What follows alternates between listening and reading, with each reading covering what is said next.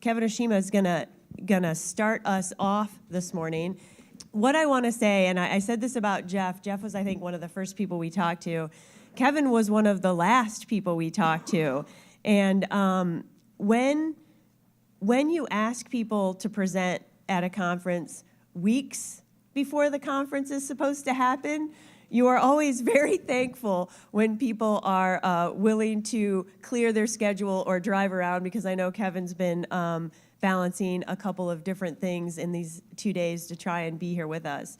So I really appreciate you taking the time to come. He's the Associate Director for Science, Exposure Methods and Measurements Division of EPA's National Exposure Research Laboratory. He has done a lot of research. His bio is in your packet. But the important thing is that Kevin provides a really interesting piece to what we're going to talk about microbial fecal indicator paradigm. There has been a lot of discussion yesterday about, well, is E. coli the indicator we really should be using, and what does E. coli really tell us? So I really appreciate that Kevin's here, and I'd like to ask him to come up and do this presentation for us. So first of all, I want to thank the organizers for allowing me to come here.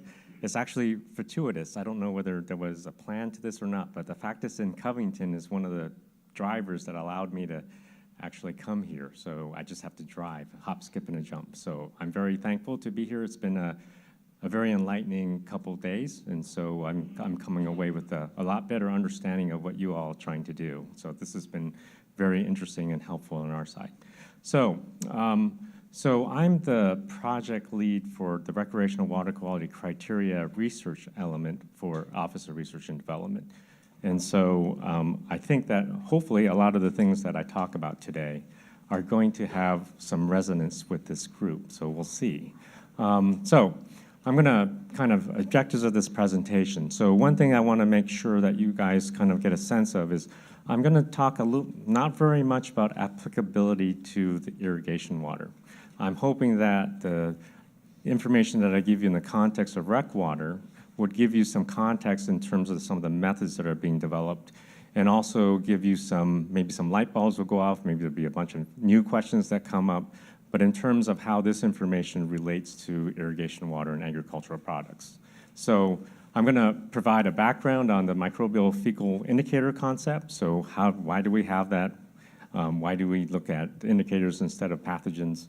I'm hoping that by the end of this presentation that you all would have a greater familiarity for what the microbial tools have been, what we've been developing, and what also look forward in terms of what we're actually currently developing as well. And then finally, how those tools can be used in the context, hopefully in terms of irrigation water and agricultural products, so that it'll eventually stimulate more discussion within the context of this workshop. So the presentation scope. So I'm going to start off by kind of explaining the challenge in terms of recreational water. I think there'll be some resonance, some parallels to what you all are talking about. And then I'll talk about the methods. So I'll talk about the culture methods. I'll talk about some new technologies that we've been developing, a modeling tool for forecasting water quality for beaches that might have some resonance here. I'll talk about molecular methods, so the fecal indicator bacteria methods that we've been developing using qPCR, and I'll talk a little bit about what that is, and also applying that similar approach to fecal source tracking markers, especially human markers. We'll talk about colophage and what those methods are and why they might be of interest. And then finally, I'll sum it up by kind of providing an overview of the impacts of what the work we have done and are doing in the rec water arena in terms of regulatory and policy. So one thing that we do within EPA is that the ORD, the research side, really does collaborate very strongly with the programmatic policy and regulatory side. So the research that we do is highly coordinated, and we exchange information on a regular basis. So the other thing I want to let you know is I'm speaking, but behind me there's a bunch of other people that this research represents. And so I will provide the overview. I'll do my best to answer questions. Also, Oren Shanks is also from the Cincinnati lab. He's the source tracking expert. So if you have questions on source tracking, you want to kind of get a hold of him. Oren, where are you? He's back there, so face recognition, if that is of interest, go bug him and not me. So anyway, that's the plan here. So swimming in recreational waters poses risks to gastrointestinal illness to swimmers from fecal pollution. So therefore, we need monitoring tools. And there's been a number of studies, including one that was recently done by Dorovich in 2018, that kind of puts a value in terms of the extent of illness. So we're talking about GI illness, that there's millions of GI illness associated with recreational swimming a year, both in freshwater and marine, and that potentially results in billions of dollars of lost revenue, costs, medical costs, et cetera. So that's sort of the driver behind it. So direct detection of pathogens is a challenge. So that's one of the problems. So that's really the issue with trying to develop indicators. Why is that? Well, there's a bunch of different pathogens that can cause illness. And so if you develop a method specific for each one of those, because unfortunately they're very different, and so you have to develop a suite of methods. And so you can see from a cost perspective and everything else, that's a big challenge. The other issue is that when we're talking about pathogens, they can still be relevant in terms of public health in the environment, but they're at such low densities that, again, from a method perspective, you have to collect a big water sample and then concentrate the sample and then try to figure out what you have. And so that can be complicated, expensive, and then the methods are challenging. So that's the driver behind the indicator paradigm. So we use Enterococcus and E. coli because those are fecal indicator bacteria. They're in the fecal matter of humans, but also in warm-blooded animals. And they are there in much greater numbers than the pathogens are. And we can target a specific bacteria, so it allows us to use a single method. So these are culture methods. Not sure this is work. Oh, it's very light. Culture methods, but remember that the culture methods are great. They detect viable organisms, but they take an overnight culture. And for us, in the rec water area, that's an issue because I can tell you what the water quality is tomorrow if you went swimming today. It doesn't really help you because you've already been exposed to poor water quality if that is indeed what happened that day. So rapid same-day methods are something that we spent a lot of time over the last decade or so developing. That allows same day. So if you collect a water sample in the morning, by noon they can post the beach, open or close it. They can update the water quality on a much more rapid manner. So other problems or challenges. Health risks originating from fecal sources are not equal. So the general fecal indicator bacteria are great, but humans have it, waterfowl have it, pigs, dogs, everything have these organisms. And so, but the source of fecal material is important from a public health perspective because humans have a lot more pathogens that make humans sick. There's less pathogens in bovine and waterfowl and dogs and others, but we don't have a way to distinguish it. So, and that plays a role here too with you guys because we're treating all the fecal sources equally. So having tools that allow us to distinguish fecal sources is another tool in the toolbox that can be very useful. So another issue. So bacterial indicators may not be suitable for viral pathogens, which are believed to be the major cause of illness. I think Jeff Soler mentioned it a little bit yesterday. In our more recent epidemiological studies, we've identified that norovirus, for example, is the predominant pathogen that makes people sick at swimming beaches. But viruses behave very differently in the environment than bacteria. They tend to be more persistent. Also, from a wastewater treatment plant, where a source of pathogens is a major source of pathogens, viruses are very difficult or more difficult to remove and inactivate than bacterial organisms are. So having a viral target might be something that would have additional value. So I'm going to give a little bit of history in the regulatory policy end. So This is not my forte because that's the program office, but since they're not here, I'm going to do the best I can with that. So the 1986 recreational water quality criteria, this is recreational criteria intended to protect the designated use of swimming and similar water quality activities. These are based on culturable indicator organisms, E. coli, Enterococcus. We use also, there's been no discussion today about Enterococcus, but EPA uses, has criteria for Enterococcus as well as E. coli. Enterococcus is for both freshwater and marine. E. coli is for freshwater only. The Beach Act of 2000, this is a Congress-mandated act that required EPA to conduct additional studies to assess the potential risk from pathogen exposure. Of course, we're using indicators in the place of pathogens. Develop appropriate and effective indicators and methods for improving detection in a timely manner. So this is addressing that 24-hour culture issue. And then this research culminated in the 2012 recreational water quality criteria, which is a revisement of the 86 criteria. And so this was based on previous and epi studies that were conducted between 2003 and 2007 called the NEAR studies. It updated criteria for cultural E. coli and also Enterococcus for fresh and marine waters. We've talked about this already, so I don't have to explain it much, but the geomean single sample statistical threshold values, STV value at 90%, at the 90th percentile, as well as a single, for beaches, as well as a single sample beach action value of the 75th percentile. Also, as part of this, values were provided for Enterococci by using a rapid method. So this is addressing that rapid method specifically for beach monitoring purposes. So this is, I think Jeff provided a little bit of this yesterday. I've added a little bit more information just in context. So this includes both, this is the criteria for 36 per 1,000 as well as 32 per 1,000. EPA provides some flexibility there in terms of which level of protection you want to implement.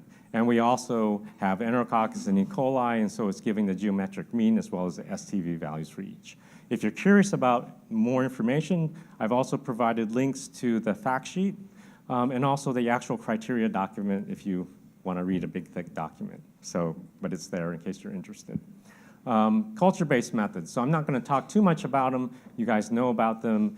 EPA has developed culture methods. It was mentioned, I think, yesterday as well. EPA method 1603 for E. coli, using the membrane filter method, but also I would say that a far more popular method that's being used a lot more is the EnteroAlert, MPN approach, which also detects E. coli. But we also have methods for Enterococcus. So EPA method 1600 is a membrane filtration method for Enterococci. There's also, IDEX also produces, as an example, EnteroAlert. So EPA allows for a number of different equivalent methods. You don't have to use one or two. There's actually a fairly big list of methods. The other thing that's important, which also was mentioned yesterday and very much applicable here, the holding time by EPA has been set for 6 hours from sample collection to the processing of that sample for culture and for the molecular methods. Oh, so in case you're curious of what a plaque assay for our bacteriophage looks like, this is actually a slide of that. It's a clear zone of clearance of bacteria, in this case E. coli, and you count the holes, and much like you would count colonies for a bacteria. So I'm going to talk a little bit about this beach forecasting model, which we call virtual beach. It's actually a model that allows people to anticipate what the microbial water quality is without actually having to necessarily collect a sample. So it's largely been used for E. coli. It's a multiple linear regression and uses regression and also uses other statistical approaches. It looks for correlation between weather, water quality parameters, and environmental condition at the beach. So what is that? Things like rainfall, turbidity, wave height, wind direction, anything that might correlate to the presence of bacterial E. coli at the beach. And then it looks for statistical models that can best fit that water quality and other data. And so I've given sort of an example, if you're curious. It allows us to then predict, based on the prediction and also based on the actual data that was collected, how well the model works. And you're looking for accuracy in terms of when the beach is supposed to be open, does the model correctly predict it? When the beach is closed, does the model predict when the beach should be closed? And so you can build sort of a statistical analysis like this that kind of lets you see what kind of relationship you have. So qPCR. So what is quantitative polymerase chain reaction? It detects and quantifies nucleic acid sequences. So this is a molecular-based method by making copies of nucleic acid sequence so that they can be detected. And I'm going to keep it really simple. So, so this middle diagram kind of depicts it. So if you start off with one target in your sample, you can amplify that by adding enzymes and primer sets and et cetera. But the bottom line is you start off with one, you go through many cycles, and you can make a bunch more replicates of it. And then you can quantify those replicates, and that gives you an answer of the estimated concentration molecularly of what's in your sample. The beauty of this is that it allows you to get your answer within 2 to 4 hours instead of overnight, and that's important from a beach perspective. So kind of a cartoon of sort of what we're doing at the beach. And I think there are distinct parallels. So if we think about the pipe being the source, it's dumping both indicators and pathogens into the water. It goes and it travels to a nearby beach, and now you're sampling that water source. And you can use a couple of options. If you're EPA, you can use the membrane filtration or some similar method and quantify it using culture, which gives you an answer in 24 hours. Or you can use a qPCR method that can give you answers between 2 and 4 hours. And so we've developed a risk-based approach. So this is the relationship in epidemiological studies showing that as the Enterococcus qPCR increases at the beach, you get increasing GI illness. And we've done 7 beach epi studies over the years, both in fresh and marine waters, to establish this relationship. And so the statistical threshold value for one of the options for this is a statistical threshold value of 1,000 CCE, that's just calibrated cell equivalents. It's a way that we denote the concentration of target per 100 mil. So since the 2012, we're actually entering in 2017, the rule has to be revised or revisited every 5 years by mandate. So we're finishing up 2017, and we're now finalizing sort of the revised science status, a basis of a 5-year review, and then the agency will come out with some recommendations as to whether the potential criteria for 2012 might be revised or not. So we're in the midst of that process. But in the meantime, so this allows us to kind of review additional work that's been done more recently.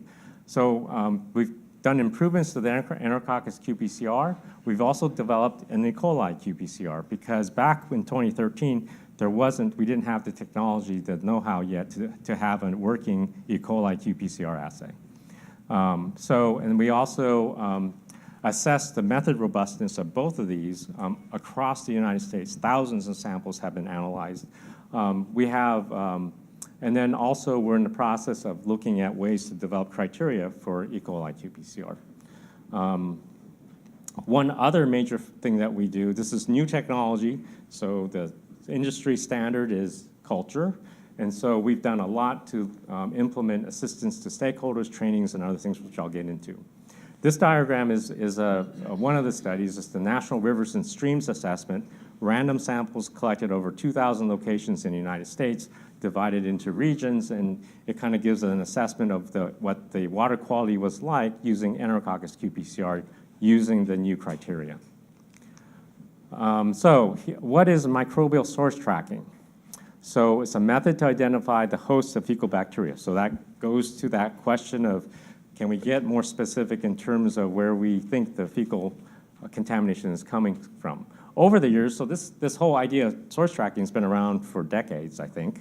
Over the years, a wide variety of methods have been developed and suggested. Recently, we have focused a lot using qPCR methods. So why is fecal indicator useful? I think I mentioned it. Different fecal sources have different levels of risk to humans. Human and bovine versus waterfowl. So if you have a waterfowl source, it has less risk than a human source. So kind of accounting for that. and I'm running behind. So let's see. So by having methods like this, we can develop approaches to mitigate the problem. We can adjust beach closure thresholds based on what we know about the source. So if it's a relatively benign source, you might allow for more indicators to be present. You can also identify if it's a source, you might be able to mitigate the source because you know something about where the fecal contamination is coming from. So we've developed human-associated microbial source tracking methods, a lot of different approaches that we've incorporated to develop these methods, and I've indicated that here. We're also doing some case studies to see how these methods work in the field. And so we have a Great Lakes beaches study, which I'll go into a little bit later. There's also a Chicago beaches study that's looking at 9 beaches, and we often collaborate with both between agency, but also with academia as well. So colophage. So a major source of gastrointestinal illness in swimmers are viral. Viral enteric viruses such as norovirus and hepatitis A and others like adenovirus are significant contributors to illness. So colophage, which includes somatic and F-specific, better mimic the persistence of pathogenic viruses in the environment and wastewater treatment than fecal indicators. So that's the driver. Evidence that viral pathogens are the dominant pathogens that cause gastrointestinal illness in swimmers, and I believe that that's probably true for ag-related exposures as well. Proposed as a better indicator. So colophage, we've developed a method for concentrating and detecting colophage in ambient waters. We're also doing performance of that method across the United States. We've initiated studies to determine the occurrence of colophage in wastewater treatment in surface waters, and that work is ongoing. We're also looking at fate and transport, which hasn't really been talked about much here, but there's the fate and transport. If you know your source and you know something about its fate and transport, you can predict what its potential impact is downstream. At the ag situation, you have whatever's going on upstream affecting the farm, and so having an understanding of what's upstream is going to be very important or potentially very useful to know from a farm management perspective. So, I'm going to talk about the Enterococcus and the E. coli qPCR. We have EPA method 1609.1, which was revised recently for Enterococcus, and we also have draft EPA method C for E. coli. We have validation studies that have been done and completed for Enterococcus, and we have a validation study. This is a method performance evaluation across multiple labs for E. coli that's pending. We're building stakeholder laboratory capacity, so that's an issue that is also for EPA. And we've developed training. We've done collaborations with, for example, Michigan Department of Environmental Quality. We've worked on development of reference standards and all the things and tools that you need when you're developing and implementing a new method. We're also looking at the development of site-specific criteria. And I've given a couple of examples of publications that were recently done. Source tracking. So HUM-M2 and HF183 are 2 methods that EPA is in the final throes, I think, of validating and creating an EPA method for. And you can see all the different kinds of parameters that went into the development of those methods. A couple of examples of publications. Colophage. So as I mentioned, EPA is going to come out with EPA method 1642 for recreational and treated wastewater, and method 1643 which is treated but not disinfected wastewater. And this is an ultrafiltration-based method for the ambient water, treated wastewater, where we're using a 1 liter volume, which is an increase of the typical volume that has been used in the past of 1 liter of 100 mil, but that's because colophages are usually less abundant in the environment than some of the traditional bacterial fecal indicators.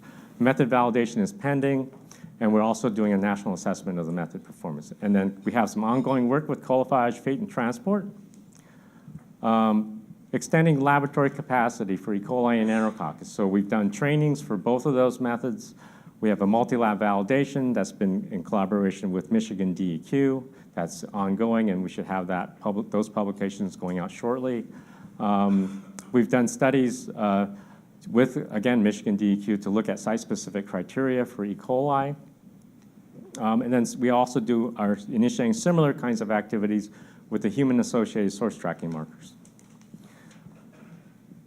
Great Lakes field site. I just want to give you an example of kind of the scope of some of our research. So this is a 3-beach Great Lakes study that was initiated in 2015. It's a 12-week study where we sampled 5 days a week for virtually the entire beach season. And we collected all the different types of indicators, both culture, E. coli, and Enterococcus, but also the molecular methods for the general fecal indicators, and also source tracking markers and colophage.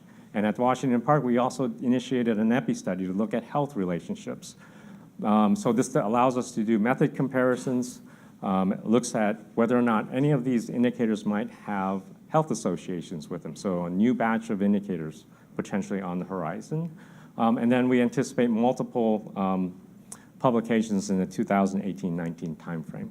So overall impact, we believe the cumulative effect of this research is one, to improve the microbiological water quality at beaches, namely especially if we convert over to colophage, especially at wastewater treatment plants, and then better inform beaches in terms of whether this should open and close, and we've talked about the value of E. coli, qPCR, and Enterococcus qPCR in terms of beach notification, the rapidity of it, the microbial source tracking, potential applications of enhancing sanitary surveys, potential for creating alternative recreational criteria if fecal sources were not as risky, such as non-human sources, provides a tool for prioritization of beaches for remediation, because you kind of know if it's a human source that maybe that's something that needs more attention.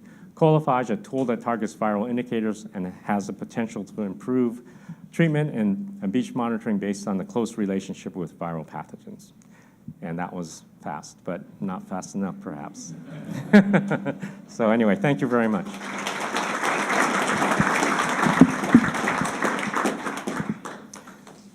Thank you for the education. That was pretty incredible. I'm pretty excited about the qPCR process that you were developing, because I've learned a lot about water in the day and a half or whatever. And it really does seem like it would be a great fit after we have like our risk assessment, our baseline testing, understanding water, agricultural water as a farmer. And like, so I have an event, a rain event or something, but I still need to irrigate. And it seemed like it would be a great tool to be able to see if irrigation is possible, most like you would close a beach or something. But my understanding is these machines are like $67,000. And they're not really well placed in the industry. So what do you see? I mean, it seems like your data shows that this has got a lot of promise as being great for indicator, and you guys choosing the indicator is fine with me. That's over my head.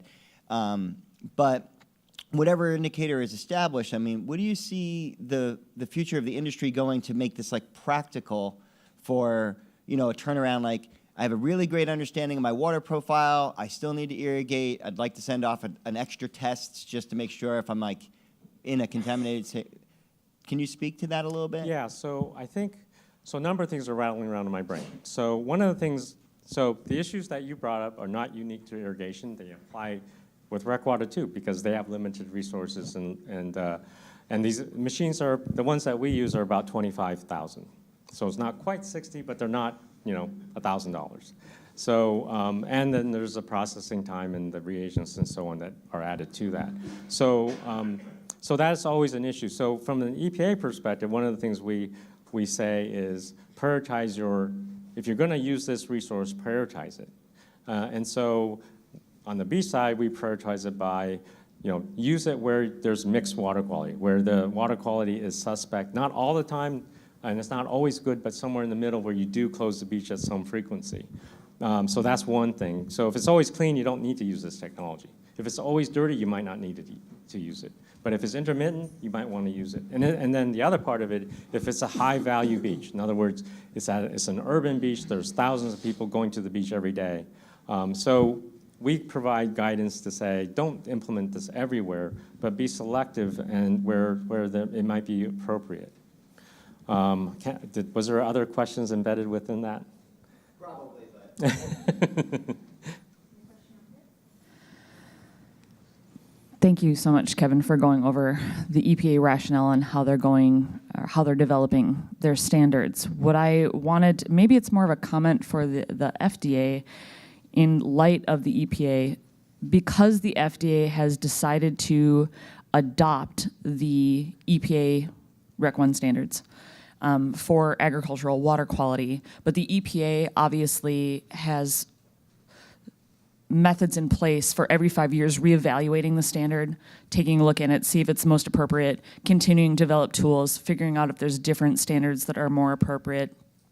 I'm wondering if like the FDA should use the same kind of model. Also, you work for the EPA. There's an entire division dedicated to looking at the standard and conducting research on the standard and figuring out if it's most appropriate and looking at health risks associated with it, but the FDA does not. So the idea that the FDA is trying to develop standards for the agricultural community, but does not have that kind of resource to say, we're gonna evaluate it every 5 years, and it's a constantly moving target. We're trying to constantly improve human health. Are you guys at all in communication with the FDA regarding that kind of scenario? So I would say that we're working to potentially extend that relationship. I think there has been in the past, but perhaps there's room for additional conversations. But I also would say there's some other things that I've missed or skipped over. So we have other elements. So there's the beach monitoring, but there's also the total maximum daily load, which some of you may be familiar with, but basically the same criteria is used to establish impaired water bodies. And so there's from a TMDL perspective, the most prominent TMDL is microbial TMDLs across the United States. So there's a whole database sitting there of impaired water bodies with research and a source apportionment in terms of what the likely sources are with mitigation. And so that's another, there's other data around that potentially can help in this process.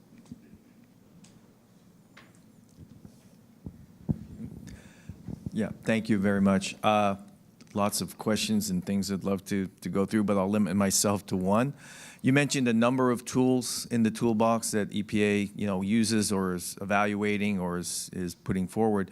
You didn't mention some of the things that are currently available or certainly being field tested, working with some that are ruggedized field deployed systems, perhaps available on an individual basis to larger growers, but maybe on a watershed basis for smaller and mid-sized growers where you have rapid real-time or near real-time assessment, even if you limited it to E. coli, where the sample is taken continually in the water body, and you can get a message sent to your phone, cloud-based, client server.